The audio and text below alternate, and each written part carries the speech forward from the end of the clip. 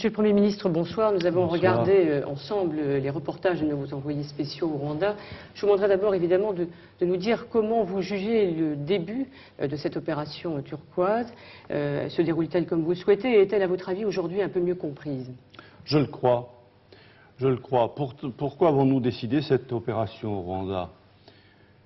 Parce que le monde entier et la France entière ont été émus, bouleversés par les images que nous avons vues. Et il nous a semblé que le gouvernement de la France ne pouvait pas rester indifférent ni immobile. Et qu'il fallait donc que la France, avec d'autres, mais que la France prenne l'initiative de le proposer à d'autres, que la France organise une opération internationale humanitaire. Cela étant, il fallait prendre des précautions pour ne pas être entraîné dans ce qui est une guerre civile intérieure au Rwanda. C'est pourquoi nous avons arrêté un certain nombre de principes que j'ai d'ailleurs exposés à l'Assemblée nationale. Nous sommes là pour une opération humanitaire et pour cela seulement. Nous sommes là pour un temps limité.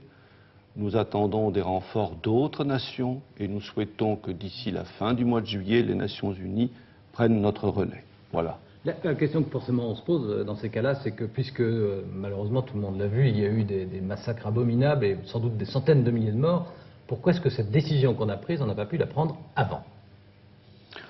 Je crois qu'il valait mieux la prendre quand nous l'avons prise que ne pas la prendre du tout. Évidemment, on aurait pu le faire avant, vous avez raison Alain Duhamel, on aurait pu le faire avant, on aurait pu le faire plus tôt. Nous avions pris un certain nombre de contacts pour cela, mais il nous est apparu finalement qu'il fallait que nous donnions l'exemple. Et c'est ce que nous avons fait. Mais qu'en même temps, il fallait prendre des précautions pour éviter que nos soldats ne soient mis dans des positions dangereuses inutilement. Donc, je le répète, il n'est pas question pour eux de participer aux combats intérieurs, il n'est pas question pour eux d'être une force d'interposition. Ils sont là pour un but humanitaire, limité dans le temps, et pour cela seulement, et j'espère que l'exemple qu'aura donné la France stimulera d'autres pays de par le monde et fera en sorte que le relais soit organisé rapidement.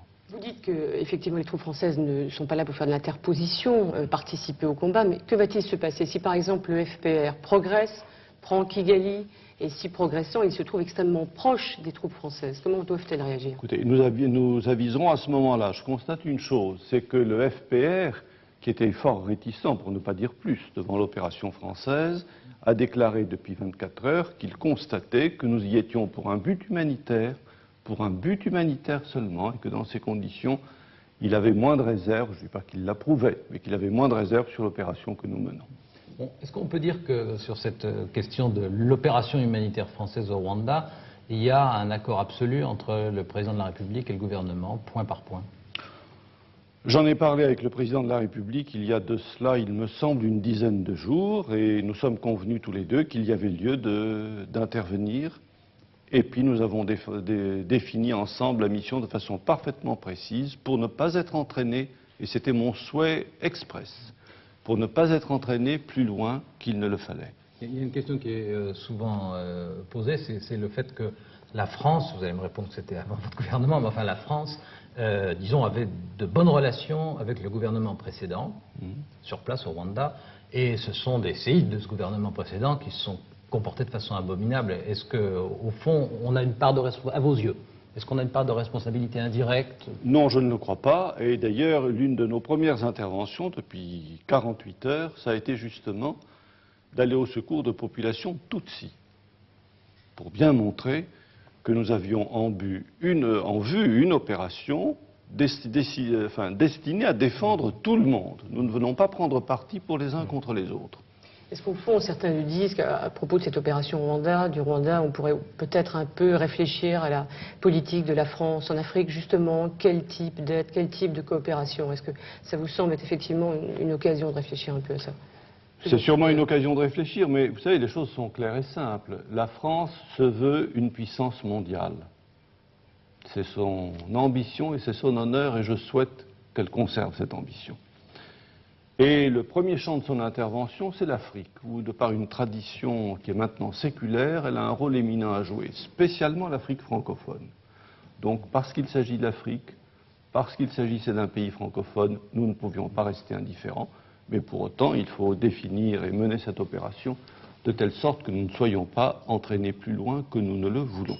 Alors pour en venir à la France, justement, il y a une question qu'aujourd'hui beaucoup de Français, peut-être tous les Français se posent, c'est de savoir est-ce que, oui ou non, la reprise de la croissance est là? Je le crois. Je le crois. Depuis que j'ai pris ma fonction, il y a une quinzaine de mois maintenant. 15. Oui, 15. 15, oui. Vous me donnerez acte que je n'ai pas fait de promesses. J'ai dit aux Français, la situation est difficile, nous allons nous y mettre, voilà ce que nous allons faire. Je ne sais pas quelle va être la cadence des résultats, mais il faut garder confiance, le cap est le bon. Je crois pouvoir dire que le cap est le bon. L'an dernier, la France a reculé. Sa production a diminué de 1%. Cette année, la production de la France augmentera d'au moins 1,5%. Vous me direz, c'est pas beaucoup? Non, c'est pas beaucoup. Je suis tout à fait de votre avis. Mais c'est mieux que ce qui était le cas l'an dernier. Je crois que la reprise est là, que tout le monde le constate, que l'investissement repart, que la consommation n'est pas repartie suffisamment encore, que les offres d'emploi ont augmenté, que les ventes de voitures, que les ventes de logements ont également augmenté. Nous sommes donc sur la bonne voie, mais ça n'est qu'un début. Et il ne faut pas en tirer la conclusion que tout allant très bien désormais, car tout ne va pas très bien désormais. Il y a encore beaucoup d'efforts à faire. Le pire est derrière nous ou pas? Le pire est derrière nous. Et vous dites tout le monde constate que ça va mieux, mais par exemple le CNPF est relativement prudent. Il dit que la reprise est lente, partielle et fragile. Alors est-ce que les patrons sont beaucoup plus pessimistes, trop pessimistes, et ils demandent de nouvelles aides? Oui, c'est ce que j'allais vous dire. Ces trois adjectifs viennent au soutien d'une demande d'aide supplémentaire des pouvoirs publics. Moi, je constate une chose, c'est qu'il y a eu des sondages, aussi bien de la Banque de France que des instituts auprès des entreprises, et 2/3 d'entre elles constatent que la reprise est là. Je répète, elle est encore insuffisante. Ça va mieux cette année que l'année dernière. Je suis persuadé que ça ira mieux l'année prochaine que cette année. Mais nous sommes sur la bonne voie. Mais vous semblez quand même répondre un peu aux demandes des entreprises, puisque le ministre du Budget a annoncé hier qu'il y aurait un allègement de charges de 9 milliards. Alors ça, c'est pour répondre à la demande du CNPF? C'était prévu dans la loi quinquennale sur l'emploi de toute manière. Il y aura, à la rentrée du mois de septembre, il y aura le triplement de l'allocation pour les familles, qui représentera 6 milliards distribués en pouvoir d'achat. Il y aura l'effet des baisses d'impôts, qui représentera 12 à 13 milliards. Et il y aura une nouvelle étape du remboursement de la créance que les entreprises ont sur l'État au titre de la TVA, ça fera encore 6 milliards. Et début 1994, il y a une nouvelle étape pour le transfert de la charge des cotisations familiales des entreprises vers l'État pour alléger les charges qui pèsent sur les salaires et notamment sur les bas salaires, car c'est un facteur de chômage et un facteur de découragement pour créer des emplois. Voilà. Justement, à la question classique qui est pour essayer d'accompagner cette reprise, et si on le peut de l'accélérer, est-ce que vous mettez l'accent sur l'allègement des charges des entreprises? Est-ce que vous mettez l'accent sur la possibilité d'augmenter la consommation? Donc ça veut dire d'augmenter le pouvoir d'achat, ou les deux, ou aucun des deux? Première des choses, Alain Duhamel, je sais qu'on l'oublie parfois, on n'en parle plus, comme si c'était un problème qui ne se posait pas. Il faut diminuer les déficits publics. Les déficits de la France, déficits des régimes sociaux, déficits des entreprises publiques, déficits des collectivités locales, déficits de l'État sont trop importants. Si bien que toutes les collectivités publiques empruntent sur les marchés et que c'est un facteur de baisse de la production. Il y a trop de déficits dans notre pays. Premier point. Deuxième point, il faut continuer la politique de baisse des charges, je vous disais à l'instant, le transfert de la charge des cotisations familiales vers le budget de l'État. Troisième point, il y a effectivement un débat. S'il nous reste de l'argent pour tenir notre objectif. Voilà. Objectif qui, je le rappelle, et nous avons trouvé un déficit budgétaire de plus de 340 milliards, il sera de 300 milliards cette année, 301, et le budget de 95, ce sera 275. Nous ne devons pas nous laisser détourner de notre voie, faute de quoi notre monnaie en souffrirait et donc notre rentabilité. S'il y a une marge, à quoi faut-il la consacrer? Faut-il abaisser les impôts des particuliers? Faut-il abaisser les charges sociales qui pèsent sur les salaires? Je n'ai pas encore pris ma décision. Je n'ai pas pris ma décision parce que Je suis convaincu qu'une des causes essentielles du chômage en France, c'est la lourdeur, je le disais à l'instant, des charges qui pèsent sur les salaires. Et en même temps, il est bien vrai qu'à certains niveaux, l'impôt sur le revenu pèse très lourdement également. Alors nous allons voir quelle est notre marge de manœuvre. Je ne peux pas vous répondre ce soir. Mais en revanche, je peux vous répondre sur quelque chose. Je sais que l'on a beaucoup évoqué, en s'étonnant de ma décision d'ailleurs, la baisse de la rémunération du livret A. Des caisses d'épargne. J'ai décidé de ne pas abaisser la rémunération du livret A des caisses d'épargne. Et je vais vous expliquer très simplement pourquoi. Le livret A, c'est pour des millions et des millions de familles modestes. Non pas un moyen de jouer, de spéculer en bourse, c'est de l'épargne qu'on met de côté pour longtemps, parce qu'on peut en avoir besoin soi-même ou pour ses enfants. Donc c'est ce qu'on appelle dans le langage technique l'épargne longue. Dans le même temps, les taux d'intérêt longs, mais de gens qui eux ont beaucoup d'argent, montent. Et vous ne voudriez pas qu'au moment où les taux d'intérêt longs montent, l'on abaisse la rémunération et l'intérêt qui est versé à des millions de ménages modestes pour lesquels les livrets A, c'est une épargne à long terme. Donc, je ne l'ai pas souhaité et donc ça ne se fera pas. Si vous parlez justement des gens modestes, c'est-à-dire l'affaire du SMIC, pourquoi apparemment le gouvernement ne va pas donner un coup de pouce, comme l'on dit, au salaire minimum et l'augmenter simplement, ce qui correspond à la hausse des prix? Pourquoi ne pas donner pas la ce hausse pouce des prix, à la hausse moyenne des salaires. Pourquoi ne pas donner un coup de pouce qui relancerait par exemple la consommation? Et peut-on dire que la reprise est là et ne pas répondre à cette demande de salaire? Non, mais d'abord, la reprise est là, elle est là encore faiblement et insuffisamment. Je suis le premier à le dire. Lente, fragile et partielle. Je dis pas, non, je dirais lente, je ne dirais ni fragile ni partielle. Chacun ses adjectifs, permettez-moi de choisir les miens. Elle est lente, elle est encore insuffisante. En second lieu, je le répète, je crois que c'est la troisième fois que je le dis, qu'un facteur de chômage dans notre pays, c'est la lourdeur des charges qui pèsent sur les salaires. Et que dans ces conditions, le pouvoir d'achat est maintenu, il est garanti, mais qu'aller au-delà risquerait, à mon avis, de décourager la création d'emplois. Je préfère donc, dans la conjoncture actuelle, privilégier la création d'emplois. D'ailleurs, je constate que si le chômage est encore important dans notre pays... Justement, je voulais y arriver. On est heureux de penser qu'il y a peut-être le retour de la croissance. Ce que les gens attendent par principe d'abord, c'est de savoir à quel moment une augmentation, le retour de la croissance, aboutirait à une diminution du chômage. Alors là-dessus, est-ce que vous avez des éléments nouveaux?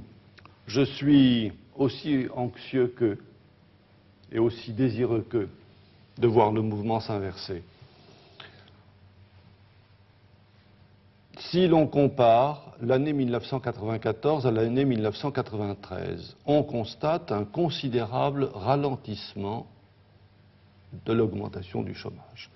Premier trimestre 93, le chômage a augmenté de 80 000 personnes, premier trimestre 94 de 18 000. Soyons d'ailleurs tout à fait honnêtes, je crains que la statistique du prochain mois soit nettement moins satisfaisante, tout en marquant tout de même une diminution de la croissance du chômage. Mais la pente sur l'année. La pente sur l'année sera une diminution, à mon avis, considérable, qui nous permettra, je l'espère, de stopper la croissance du chômage dans les 6 mois qui viennent. Je l'espère. Oui. Est-ce qu'on peut raisonnablement espérer, je ne dis pas garantir, mais raisonnablement, en fonction de ce que vous savez, espérer que l'inversion de la courbe, c'est-à-dire le début de la diminution du chômage, interviendra avant la fin de l'année? On peut raisonnablement l'espérer, si l'espoir est raisonnable. Et je crois que ce sera très important si ça se produit. Parce que la France vit dans une situation de crise depuis de nombreuses années. Et on n'a parlé que de crise à nos compatriotes depuis très longtemps. Et quelqu'un qui a 20 ans aujourd'hui, il a entendu parler que de crise depuis qu'il est venu au monde, depuis qu'il vous écoute ou qu'il m'écoute. Et si l'on veut donner de l'espoir aux Français, ce qui est quand même l'objectif de tout gouvernement et de tous ceux qui aspirent à diriger le pays, si on veut leur donner de l'espoir, il faut aussi leur montrer que les efforts qu'on leur demande ont des résultats. Et ce sera donc très important, ce moment où l'on pourra dire « on a eu des jours difficiles, on vous a demandé des sacrifices », car on a demandé des sacrifices aux Français. Mais voilà, les choses commencent à venir. Et c'est pourquoi Je pense que dans les mois qui viennent, l'effort du gouvernement, qui est un effort de redressement, de renouveau et de réforme, doit encore s'accentuer, et non pas, au contraire, s'affadir ou s'affaiblir, même s'il y a des événements politiques l'année prochaine qui pèsent un peu sur le climat. On va en parler tout à l'heure. On va en parler tout à Je l'heure. n'en parle que pour dire cela. Oui, mais rassurez-vous, on va en parler tout à non, l'heure. moi, Enfin, non, je ne pense pas que vous soyez très impatient, mais quand même. Vous parliez tout à l'heure d'un souci fondamental, celui de la réduction des déficits. Alors, il y a un déficit qui apparaît encore, c'est celui de la sécurité sociale, Oui. estimé en gros à 55 milliards à peu Oui. près. Alors, que va faire le gouvernement? Est-ce que vous allez prendre des mesures rapidement? Le déficit de la sécurité sociale, tel qu'il était prévu pour 1994, était de 130 milliards. Nous l'avons ramené à 50 milliards. C'est encore beaucoup trop, beaucoup trop. Mais je suis tout à fait de votre avis.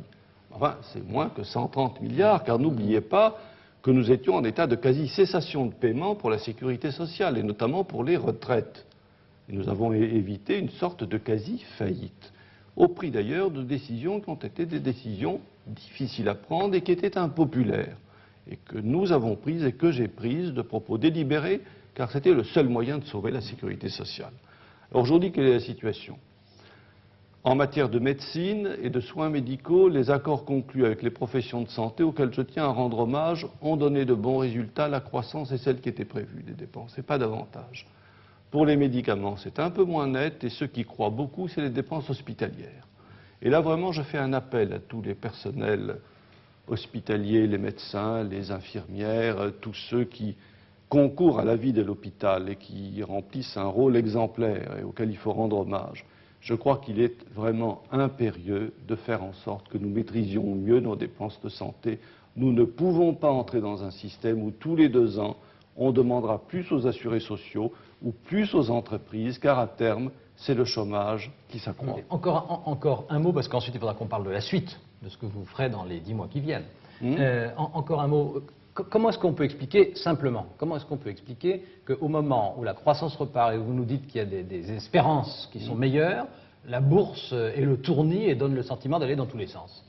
Oui, ce n'est pas le propre de la France d'ailleurs, c'est le monde entier qui est dans cette situation. Disons que ça nous ennuie plus quand ça nous concerne. Absolument, vous avez tout à fait raison. Si ça n'arrivait que chez les autres, j'en prendrais plus volontiers mon parti.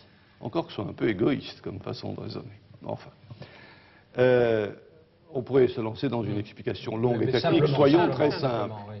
Les États et les collectivités publiques dépensent trop, elles sont trop en déficit, elles empruntent trop sur les marchés internationaux, et tous ceux qui veulent placer de l'argent, les caisses de retraite, les organismes de prévoyance, se disent, mais est-ce que véritablement les États vont arriver à me rembourser toutes les obligations qu'ils m'ont vendues? Et donc, ils s'inquiètent, et s'inquiétant, cela fait monter les taux d'intérêt. J'explique les choses de façon très simple.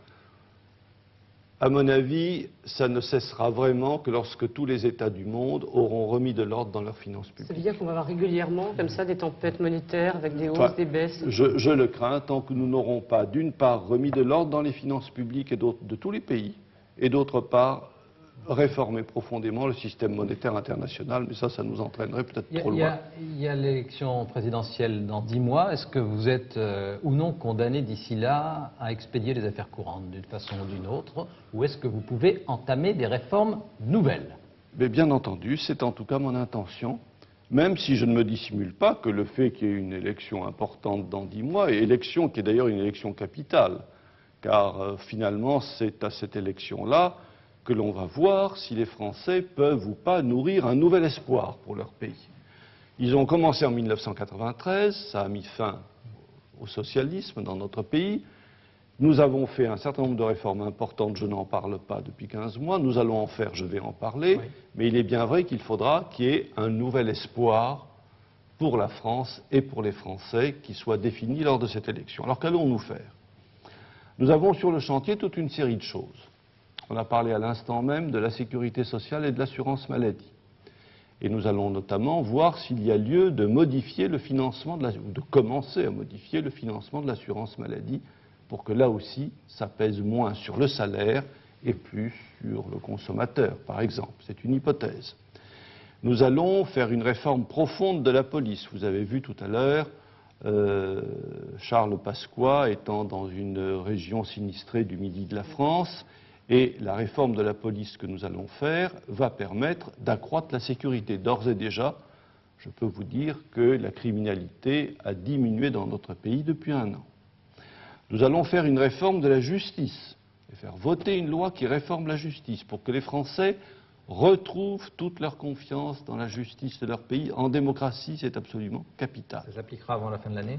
Je l'espère. J'espère que ce sera voté avant la fin de l'année, que ça s'appliquera. Et vous avez expédié tout un questionnaire, on a beaucoup parlé aux jeunes. À la jeunesse. Qu'est-ce que une fois qu'il sera dépouillé ce questionnaire, qu'est-ce que vous en tirerez comme conséquences pratiques? Certains, je complète la question là, certains disent qu'au fond, on aurait pu se contenter de faire 2-3 sondages et on saurait en gros ce que pensent les jeunes et c'était peut-être pas la peine de se lancer dans cette grande Chère opération. Arlette Chabot, on pourrait dire la même chose pour les élections. On pourrait se contenter de sondages et ne pas consulter les Français tous, n'est-ce pas?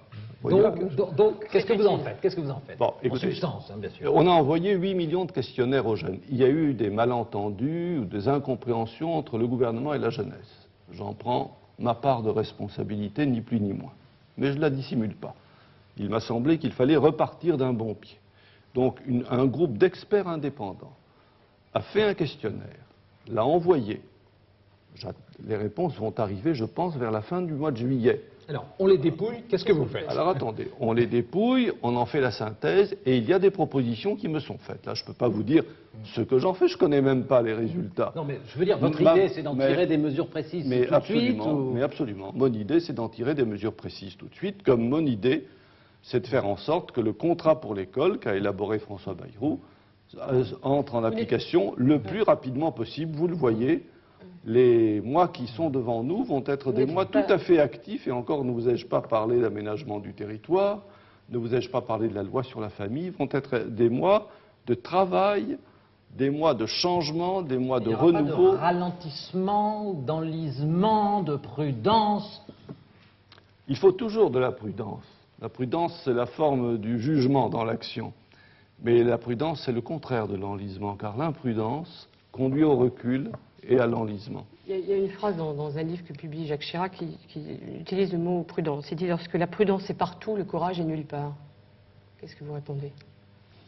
Il ne faut pas qu'elle soit partout, la prudence. Il faut qu'elle soit là où elle doit être. Et le courage ne doit pas non plus être partout, il doit être là où il doit être. Et justement, ce livre, vous l'avez lu? Oui, oui, je l'ai lu. Et est-ce que vous en avez tiré... Alors, surtout, puisque vous nous disiez que dans les 10 mois qui viennent, vous voulez faire des choses nouvelles, est-ce que vous y avez trouvé des suggestions que vous avez envie de reprendre et de mettre en œuvre? Autrement dit, ce qui vous fournit une assistance technique avec ce livre? J'ai trouvé que c'était tout à fait réconfortant, la lecture de ce livre, parce que je n'ai pas aperçu de divergence majeure dans les analyses ou dans les intentions. Vous étiez inquiet?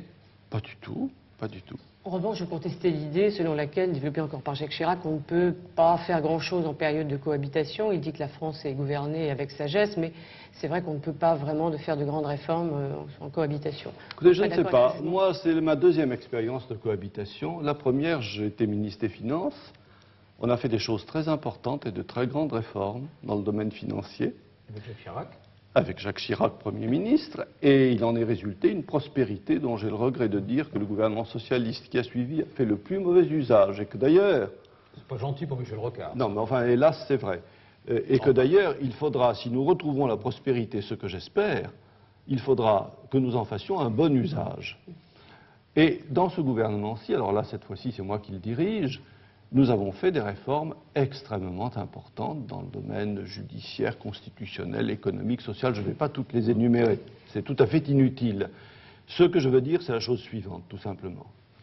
C'est que notre effort de redressement et d'adaptation au monde nouveau est tellement important, tellement profond, qu'il nécessite, je ne dirais pas l'unanimisme des Français, nous ne serons jamais d'accord sur tout, mais qu'il nécessite un grand effort de rassemblement des Français, et que c'est particulièrement difficile dans une période qui s'ouvre et qui va être une période électorale, et c'est la raison pour laquelle je ne me dissimule pas les difficultés qui m'attendent, mais je vous pouvez être assuré que les mesurant et les connaissant, je suis tout prêt à les affronter.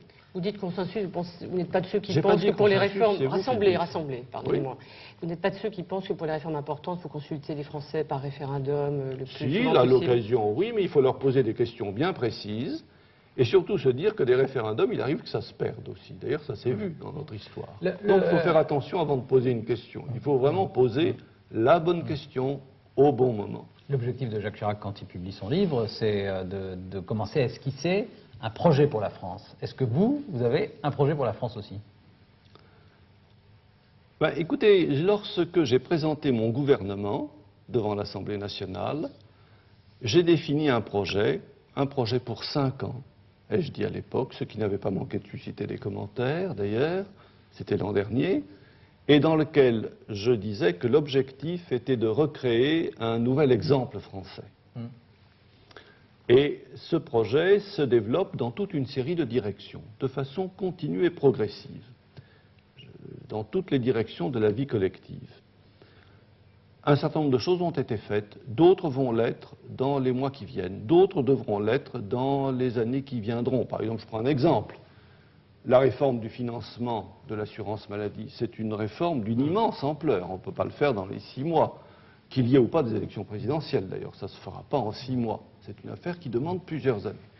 Donc, mes intentions, je crois d'ailleurs les avoir exposées, notamment dans des livres que j'ai écrits. Oui, qui ont été lus aussi. Voilà. Donc ça veut dire que, oui, d'autres livres. Ça veut dire que vous avez déjà esquissé justement des réformes. Vous parliez de l'assurance maladie ou autre. Ça veut dire que vous avez quand même des idées pour au-delà de 95 et que vous pourriez, comme disait Alain, développer un vrai projet présidentiel. Je ne vois pas. Non. Je ne vois pas pourquoi je serais le seul Français auquel il serait interdit d'avoir des idées pour l'avenir de son pays. Eh bien, j'ai des idées, moi aussi, pour l'avenir de mon pays. Mais quant à savoir comment elles seront mises en... Vous avez publié un livre aussi, maintenant, un autre ou... Non, c'est pas dans mes intentions. Pourquoi un autre? Vous êtes... vous en avez publié, Jacques Chirac en publie un, vous aimez bien écrire. J'aime bien écrire, oui, mais enfin, actuellement, je n'écris pas. Jacques Chirac, justement, je pense à propos du livre, disait qu'une des raisons pour lesquelles il n'était pas Premier ministre cette fois-ci, c'est que quand on est Premier ministre, on n'a pas le temps de réfléchir. Ça vous frustre? Je crois qu'il ne faut pas généraliser. D'une manière générale, que pensez-vous un peu de l'agitation depuis après l'élection européenne? Il y a beaucoup d'agitation dans la majorité. C'est vrai qu'on parle beaucoup de l'élection présidentielle. Vous aviez souhaité qu'on ne le fasse pas avant le début 95, c'est un peu tard. Beaucoup, notamment au Parti républicain, on l'a entendu ce week-end, et puis des membres de votre gouvernement souhaitent une candidature unique à l'élection présidentielle. Alors, est-ce que vous partagez toujours ce sentiment et est-ce que vous souhaitez l'organisation de primaires? Je vais vous répondre 2 choses, Arlette Chabot. La première, d'ailleurs vous l'avez dit vous-même, j'ai souhaité pour ma part ne pas m'exprimer sur ces sujets tout au long de 1994. Je me consacre à ma tâche qui est de gouverner le pays pour assurer son redressement et son renouveau. Premier point. Deuxième point, j'ai constaté, les élections européennes c'était il y a 15 jours, on a eu les résultats à 10h du soir. À 10h05, il n'y avait que des sondages sur la future élection présidentielle et depuis on ne parle plus que de cela. Eh bien, je suis persuadé que les Français sont excédés du spectacle que leur a donné le milieu politique depuis 15 jours. Car le problème des Français qui cherchent un emploi, qui veulent être soignés, qui veulent être garantis pour leur retraite, qui veulent être sûrs d'être fiers de leur pays, qui s'inquiètent pour nos soldats au Rwanda, qui se demandent ce que nous faisons en Bosnie et si nous allons arriver à y rétablir la paix, qui se demandent ce que nous faisons pour l'Europe et si l'Europe va être un continent de prospérité et de paix, je vous assure que leur préoccupation, j'en suis convaincu, ça n'est pas de savoir si tout de suite il faut commencer des sondages et des discussions. Donc moi, je n'entre pas dans ces discussions-là. Et je ne m'exprime pas là-dessus. Alors, certains ont l'air de parler pour vous, c'est un peu ça. Personne n'est habilité à parler pour moi. Lorsque j'aurai quelque chose à dire, si j'ai quelque chose à dire, et on a toujours quelque chose à dire, je le dirai moi-même. Mais la question de savoir si il est possible, souhaitable et raisonnable, plausible, vraisemblable, qu'il y ait un candidat unique de la majorité, ça c'est une question à laquelle vous pouvez répondre sans entrer du tout dans la bagarre préélectorale ou dans le manège des chevaux de bois. Écoutez, je suis de façon générale, je suis favorable à l'union de la majorité, de façon générale. Qu'est-ce que vous prévoyez? Parce que j'ai constaté que lorsqu'elle n'était pas unie, ça ne lui réussissait pas, et comme ça ne lui réussissait pas, ça ne réussissait pas non plus à notre pays. Bien. Et que nos électeurs attendent que nous soyons unis et cohérents. C'est tout ce que j'ai à dire, je ne veux pas en dire plus. Est-ce que l'organisation de primaires ne serait pas un moyen de régler le problème? Beaucoup souhaitent, le ministre de l'Intérieur notamment prépare un projet de loi. Je ne veux pas en dire plus ce soir. Je répète que je me tiendrai pendant toute l'année 94 en dehors de ce type de débat. Donc vous ferez connaître votre sentiment début 95. Oui, peut-être. Vous direz oui. quand même si vous êtes Pas candidat avant, ou non. en tout cas. Vous direz un jour si vous êtes candidat ou non à l'élection Vous présidentielle. êtes libre de votre parole le 1er janvier 95, d'après votre propre raisonnement. Oui, mais je ne suis pas obligé de parler le 1er janvier. Non, peut le parler premier, le le 2, le 2. Le 1er février, le 1er mars. Est-ce que vous connaissez Jacques Delors depuis longtemps, depuis au moins un quart de siècle en tout cas? Ah oui, depuis une bonne trentaine d'années. Bon. Est-ce que vous considérez que ça ferait un adversaire redoutable pour le ou les candidats de la majorité, que vous en soyez ou pas? Je n'ai pas de jugement à porter là-dessus. Est-ce que vous souhaitez, alors, par exemple, qu'il reste à Bruxelles, comme certains dans l'Union européenne, comme le gouvernement grec, par exemple, lui a demandé hier, parce qu'il y a un problème de succession difficile. Est-ce que vous pensez que c'est une bonne idée? Et si je le souhaitais, quelle conclusion en tireriez-vous et quelle arrière-pensée me prêteriez-vous? Dans l'intérêt de l'Union européenne. À propos justement de... Je crois que nous avons vraiment beaucoup parlé de ce genre de sujet. Alors, à propos justement de l'Europe, parce qu'il y a eu un sommet, ce sommet a échoué sur un point qui était de choisir le successeur de Jacques Delors. Est-ce qu'il pourrait... Il y avait 11 pays, dont la France, qui étaient d'accord pour que le Premier ministre belge soit le successeur de Jacques Delors. Il y avait un pays, la Grande-Bretagne, qui s'y est opposé. Est-ce qu'il serait imaginable qu'on en passe par les conditions d'un pays contre 11? Je ne peux pas vous répondre comme cela, Alain Duhamel, vous le comprenez bien. Ce qu'il faut, je crois, c'est que nous arrivions à un accord général. Et moi, je souhaite que chacun prenne conscience de l'enjeu. L'enjeu, c'est que l'Europe ne doit pas donner le spectacle d'une division que les peuples ne comprennent pas. Bien. Il y a un candidat qui a obtenu un nombre de voix très important, qui est un candidat parfaitement compétent et parfaitement estimé. Le Premier ministre belge Voilà, actuel, M. Jean-Luc Dehaene. C'est tout ce que j'ai à dire. Je souhaite que cette affaire puisse se régler en bonne intelligence. Je n'aime pas les conflits de personnes de façon générale. Pour terminer, Monsieur le Premier ministre, on a beaucoup parlé du climat. Est-ce que vous sentez aujourd'hui les Français un peu moins inquiets? C'était votre expression il y a 15 mois lorsque vous êtes arrivé à Matignon. Il me semble. Mais pour autant, ils ne sont pas encore assurés de l'avenir et ils veulent être certains qu'ils sont sur la bonne voie. Il y a des signes d'amélioration, signes fragiles, je l'ai dit moi-même, je le reconnais, mais ce qui importe, c'est de leur donner le sentiment que notre pays est sur la bonne voie, que déjà des résultats sont acquis, que les progrès que nous faisons, c'est pour eux qu'on les fait, pour leur protection, leur sécurité, pour leur niveau de vie, et aussi pour la France, pour que notre pays soit un pays fort, un pays respecté, un pays admiré même, s'il le faut, dans le monde. Il y a encore du chemin à faire, mais je pense que déjà une partie de ce chemin a été fait. Monsieur le Premier ministre, merci.